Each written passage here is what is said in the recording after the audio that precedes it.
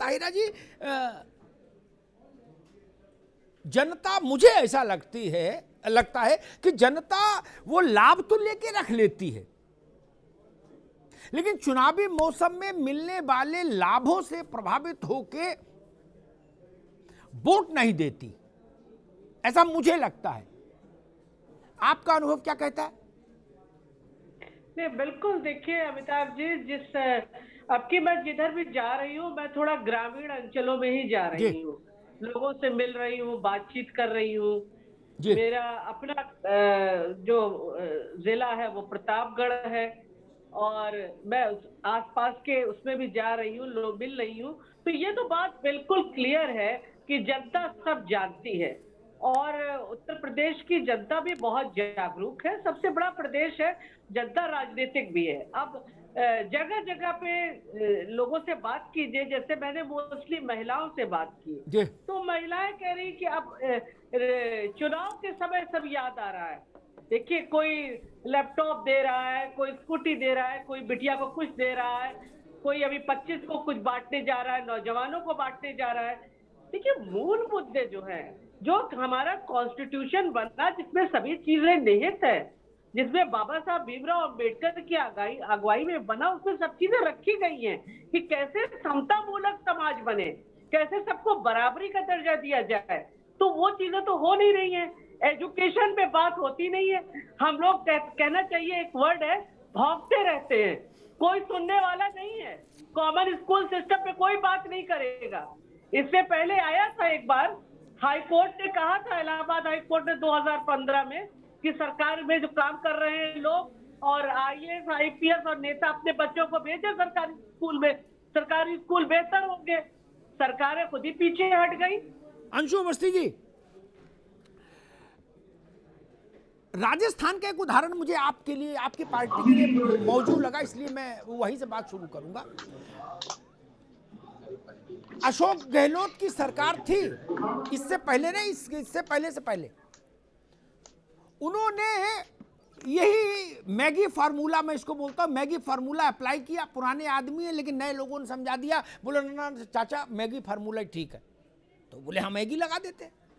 तो उनने कहा स्कूटी देंगे, स्कूटर देंगे, बुलेट देंगे, ये भी देंगे, तेल भी देंगे, पेट्रोल भी देंगे, विधवा पेंशन कर दिया, फलाना कर दिया, दवा फ्री, पढ़ाई फ्री, सब फ्री कर दिया, धोती कपड़ा सब फ्री, सारी घोषणाएं कर दी। इतना करने के बाद स्थिति ये बनी, उनसे बात हुई तो उन्होंने कहा न्यूत्री जी जीतने में तो अब कोई समस्या नहीं, क्या इतना सब कुछ फ्री करने के बाद, और आ गई वसुंधरा। जनता ने वो सब जो कुछ उस वक्त कर पाए वो तो ले लिया, आगे के वादे रिसीव कर लिए और उनको विदा कर दिया। आज फिर उत्तर प्रदेश का चुनाव है, आपकी पार्टी ने भी एक सिक्का हवा में उछाला है, बोले भाई गुलाबी रंग की स्कूटी देंगे बच्चियों को। क्या आपको लगता है कि केवल एक उसको हम सभ्य भाषा में वो अगर मान लीजिए रिश्वत ना भी कहें मतदान को प्रभावित करने वाला, तो ये तो है कि भाई तुम मुझे खून दो मैं तुम्हें आज़ादी दूं, तुम वाला तर्ज पे तुम मुझे वोट दो मैं तुम्हें मोबाइल दूं, तुम मुझे वोट दो मैं तुम्हें स्कूटी दूं। नहीं, क्या इससे कुछ बात बनती है या पैसा बेकार जाता है? अंशु अवस्थी जी।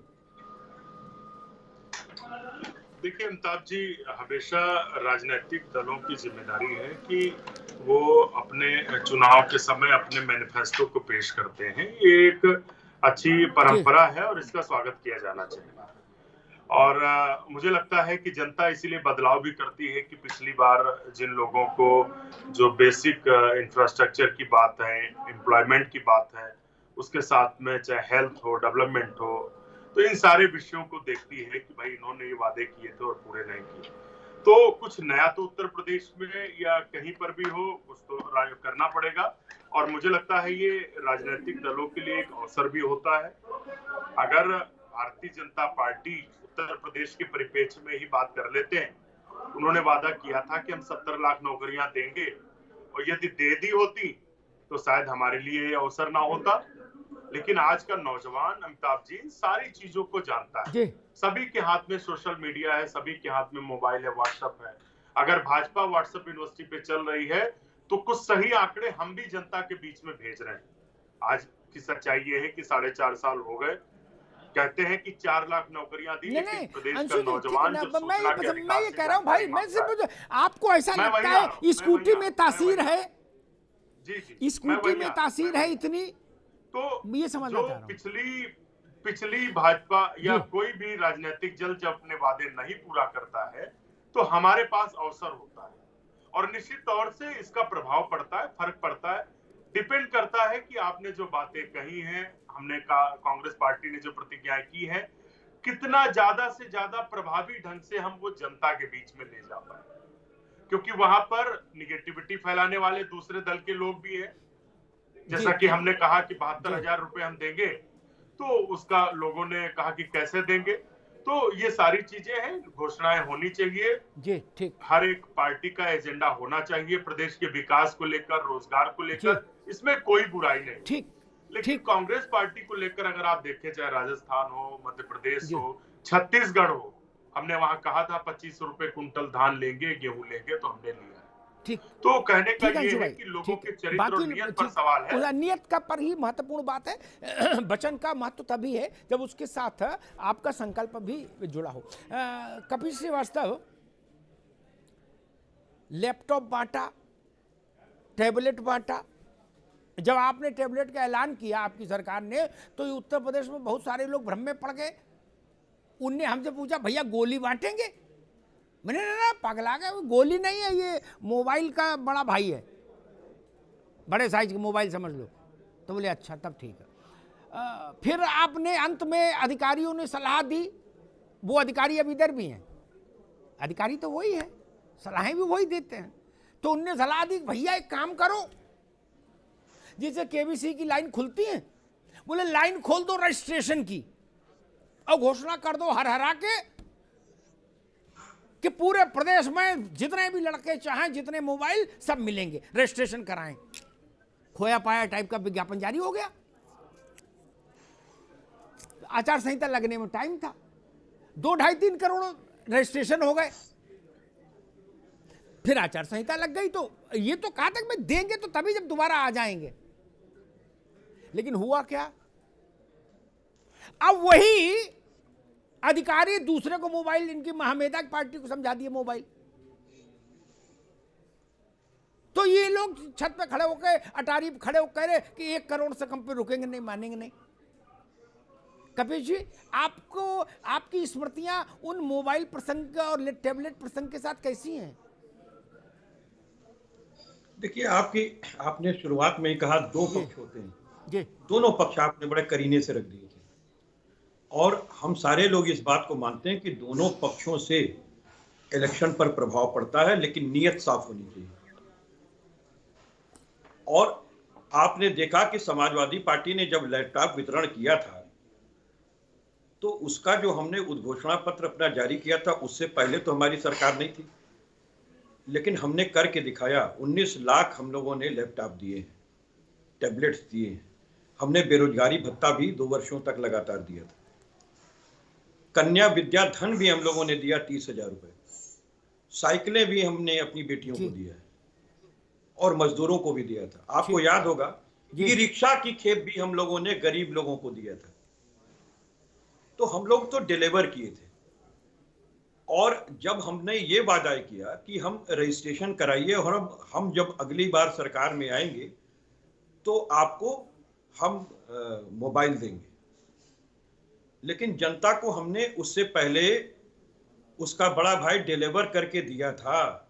जनता इस बात को जानती है, और आज भी शायद आप भी इस बात को मानते होंगे कि समाजवादियों को एक ही नाम से पुकारा जाता है कि जो कहते हैं वो करते हैं। महामेधा नागर, मैंने कई उदाहरण रखे, उत्तर प्रदेश का भी उदाहरण रखा। इन्होंने बताया 17 लाख बांटे लैपटॉप, कुछ टैबलेट बांटे, और कई करोड़ वो रजिस्ट्रेशन हो गए मोबाइल के, हाहाकार मच गया है। हमको मालूम है वो योजना भी किसने बनाई थी, हमको मालूम है ये योजना भी किसने बनाई कि 1 करोड़ लड़कों को दे दो, 18 से ऊपर वाले 1 करोड़ वोट अगर और जुड़ जाए तो जय है। फिर क्या, तो मैदान मार लिया। क्या आप लोगों को ऐसा लगता है कि चुनाव इतनी सरल चीज है कि भेड़ बकरी का मामला है क्या? कि भाई ठीक है दाना डालेंगे और सब हो जाएगा। लेकिन भारत की जनता ने तो देश में भी और प्रदेशों में भी एक नहीं हजारों उदाहरण सेट कर दिए ये बताने के लिए कि नेताओं से ज्यादा समझ हमारे पास है।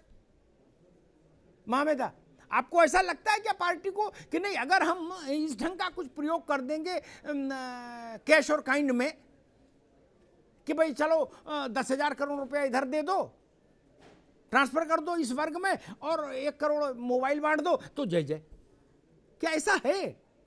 ऐसा कोई फार्मूला है, कोई केमिस्ट्री है ऐसी? महामेदा जी सबसे पहले सभी को नमस्कार। जी जी आपने बहुत ही बखूबी सभी पक्षों को बड़े शांतिपूर्वक सुना।